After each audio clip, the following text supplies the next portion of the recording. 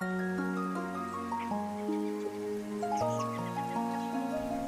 just a working mom doing my own dip powder nails. I'm not a trained professional. My hope is to inspire you by sharing my own creations. Enjoy!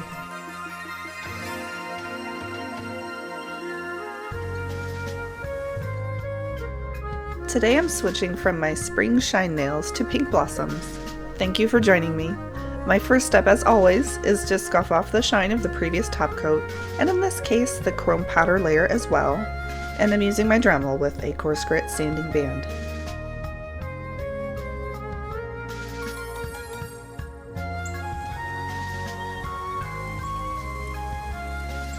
Welcome to my dining room for the acetone soak-off bath. This is my low-tech but effective setup.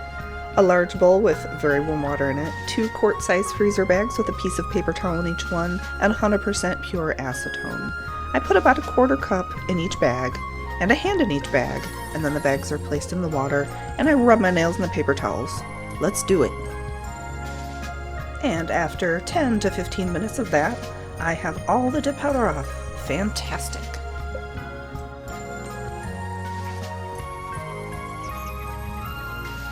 I need to get the nail surface ready for dip powder application to ensure a long-lasting manicure. I've already trimmed and filed the tips and edges, and now I'm pushing back my cuticles. Next up, I remove the natural nail shine using a fine grit sanding block, mainly at the newly exposed cuticle area and only lightly over the rest of the nail. And after scrubbing my nails clean, I finish up with an acetone wipe to remove remaining oil and debris. It's time to create some pretty nails. I have liquid base coat and build powder. I always start with this for the additional strength and shaping it adds to the manicure. For the first coat, I'll apply a thin strip of the liquid base coat down the center of the nail, not all the way to the cuticle. Gently dip the nail, then tap off the excess powder. After all the fingers are done, I wait several seconds, then completely brush off the remaining loose powder. This is the second coat of build powder. I apply it in a wider strip, but not all the way to the side edges, and only about half the length of the nail. This technique seems to help create a nice apex shape.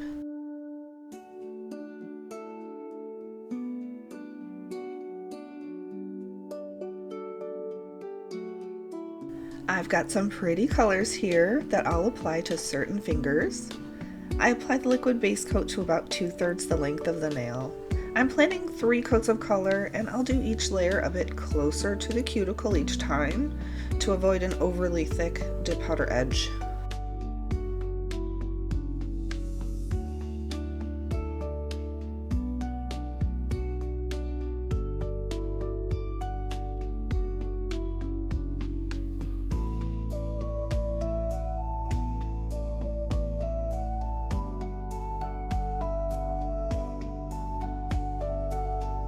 For the second coat, I'll repeat the same color pattern, applying a little closer to the cuticle, but not all the way yet.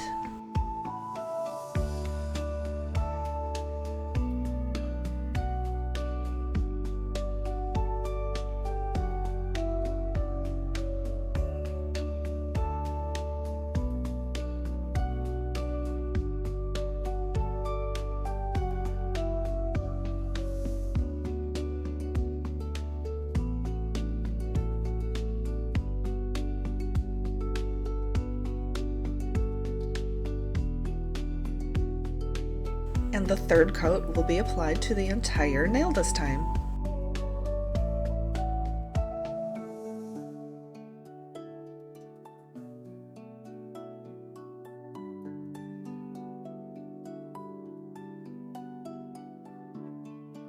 You know, for this coat on the pointer finger, I did decide to go with a shimmery pink.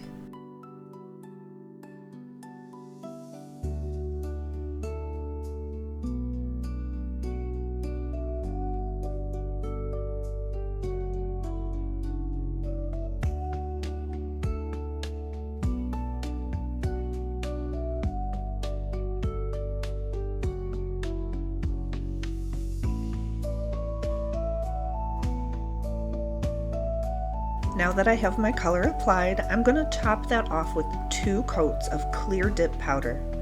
This will help protect the color from the filing process. And in a continued effort to avoid bulky cuticle edge, I'll apply the first coat to about 3/4 the nail length.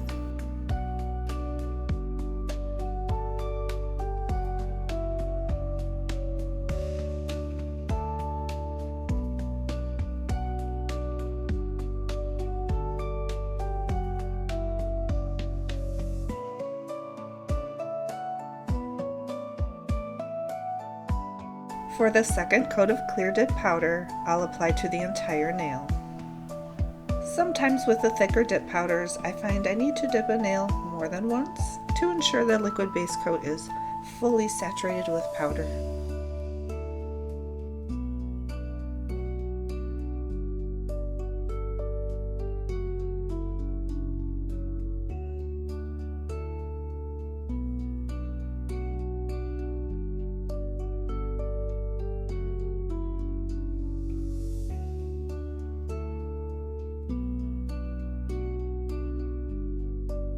I have activator here. I'll apply that over the dip powder to fully harden it. Let that set for at least 10 minutes. This is a good point to take a break in the process.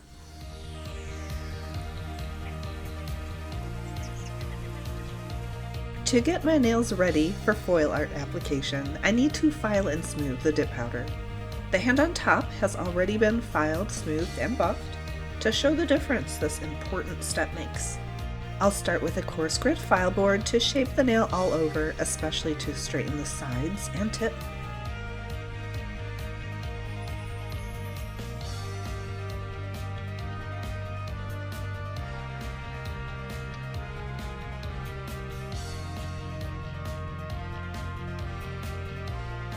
Next, I'll use that fine grit sanding block to smooth over the coarse filed surface.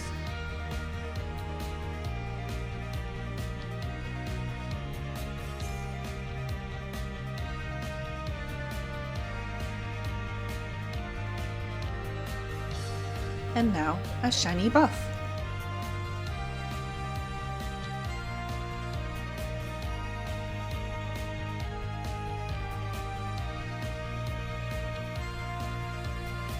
After I shine up the nails, I do clean them off with alcohol wipes to prepare them for the next step. I got myself this case of nail foil art. They're beautiful regionally inspired designs such as cherry blossoms, branches, and koi fish. I'm going for a Japanese style cherry blossoms look today. Use these little scissors to cut out the images I wanted. Here's some individual pink cherry blossoms, and here are some cherry blossom branches and koi fish. Also have this pressing tool to help apply them, and did go ahead and already apply to my right hand. I will get these nails ready for the nail foils that I cut out by applying this nail foil glue to my nails and curing for 30 seconds.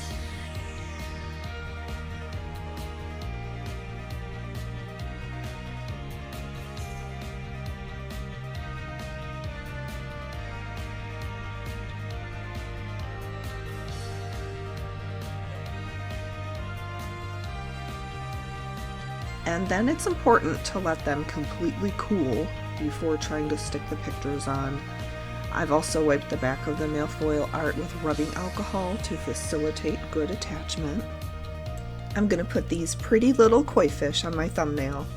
Let's say this is a little koi fish pond under the cherry blossom branches. I couldn't resist adding them. I'm just kind of using different tools to completely transfer the image. Then using tweezers will very slowly peel the clear plastic off the top. And there they are, those cute little guys. One more koi fish in the open space on the nail, I think. Same process. Alright, next I'm not going to put any pictures on the shimmery nail, but let's put a cherry blossom branch right here. Next up, another branch for my pinky nail. That's nice contrast.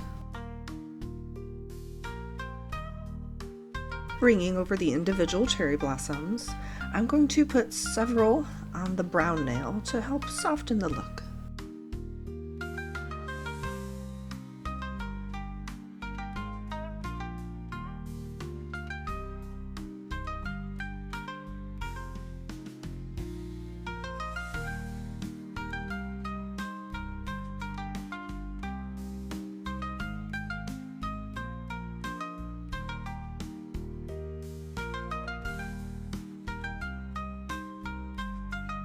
I'm going to add a couple more falling blossoms next to this branch here. And there it is. Now my hands match.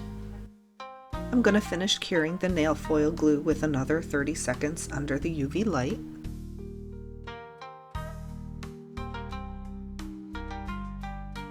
And now for the final step, I'll do a gel top coat with a full cure of 90 seconds under the UV light.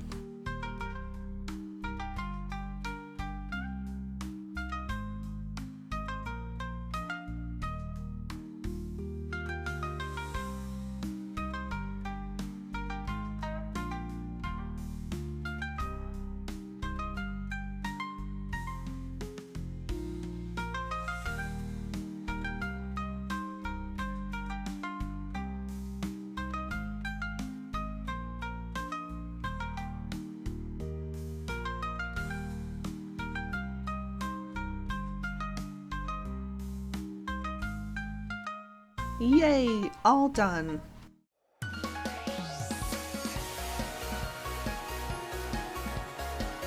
Let me get a good look at these. So tranquil, so pretty, so perfect for springtime.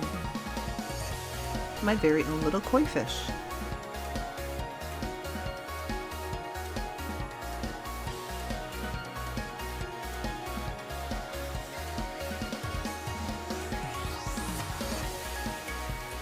I really enjoy my pink blossoms manicure.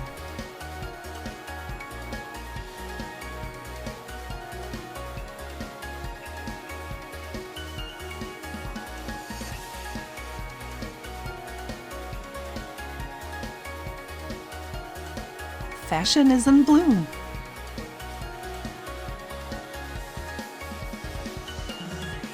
At this point, I've also applied cuticle oil and a nourishing hand lotion for softer, happier skin.